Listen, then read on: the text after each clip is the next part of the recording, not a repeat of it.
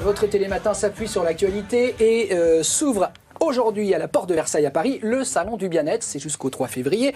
Donc l'occasion, Laurence, de braquer nos projecteurs sur une thérapie ancienne qui revient en force, les ventouses. Alors c'est vrai que moi, pour moi c'est très loin, c'est très ancien. C'est votre grand-mère? Ouais. Votre arrière-grand-mère? Bah oui, les ventouses, c'était, ouais. Voilà, j'entendais parler, ma grand-mère en parlait, mais elle en parlait quand elle était jeune. Donc vous voyez, ça remonte un peu quand même. Ah, on les trouve, les ventouses, déjà dans les vieux manuels de médecine. Et à l'époque, c'était pas des ventouses en verre, c'était des cornes d'animaux.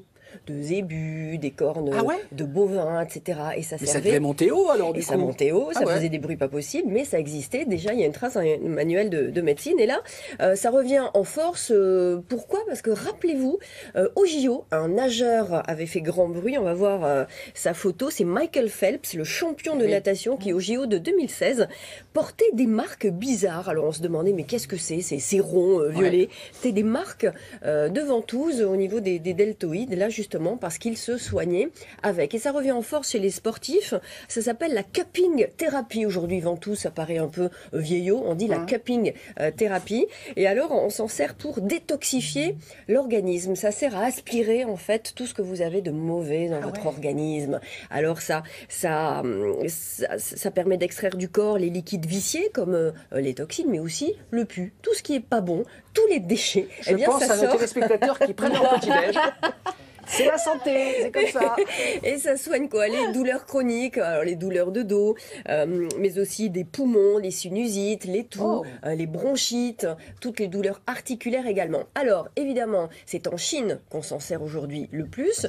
Nous sommes allés, et c'est Laurent Chénaud qui a publié donc Se soigner par les ventouses. Il est thérapeute en médecine chinoise. Et nous l'avons confronté à une thérapeute vraiment de médecine chinoise qui s'appelle Lanqui à Paris. Et nous sommes allés à leur rencontre pour voir comment ça marche.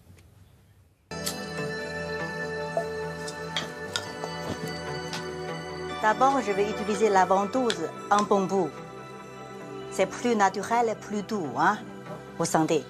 Et après, je fais une ventouse plus tonique, en verre. Ça chauffe énormément et très profond. Par quel système ça colle à la peau? Par succion.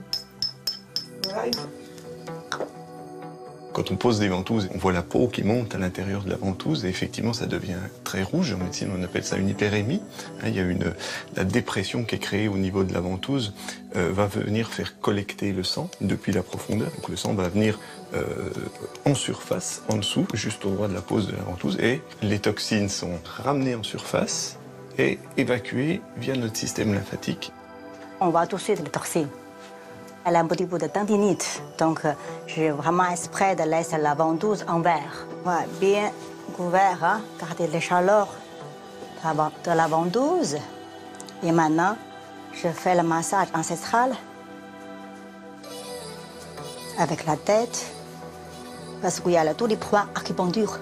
Je pratique le massage depuis 11 ans, mais la ventouse depuis quelques années, parce que j'ai eu des tendinites au genou. Et donc voilà, j'en suis venue à découvrir la ventouse par ce biais.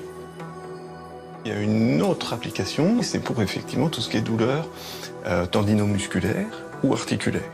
Donc là, on va venir étirer en fait les tissus musculaires et tendineux.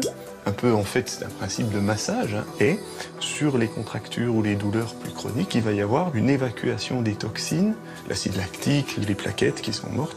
Donc la ventouse va venir sortir ça des tissus musculaires et venir évacuer ça. Ça va, Nathalie? Ah oui. Ça fait mal? Non, ça soulage quand on retire la ventouse. On a l'impression de se déplier. Pourquoi c'est plus gonflé là? Voilà, parce qu'elle a plus de blocage et inflammation. Le sang, ça ne circule pas ici. C'est vrai que la ventouse est efficace puisqu'elle aspire l'humidité du corps et permet de mieux faire circuler le sang, tout simplement. Donc libère de l'énergie, forcément. Vous vous sentez beaucoup mieux, beaucoup plus allégé. Comme si on vous aspirait le mal. Le mal. Je vous dis pas les réactions. Plein de questions, Laurence. Est-ce que ça fait mal? Non, pour avoir testé, ça ne fait pas mal du tout. En revanche, vous pouvez garder les marques de nombreux jours après. Et plus vous avez de toxines, plus la réaction cutanée est colorée, c'est-à-dire que plus c'est violet, plus vous êtes bourré de toxines, et plus vous avez du temps de récupération pour retrouver votre peau normale. Mais bon, ça a une action antalgique, anti-inflammatoire, décongestionnante, circulatoire, décontractant musculaire aussi. Il faut tester, Damien. Bien sûr, alors mais je vais tester. Alors,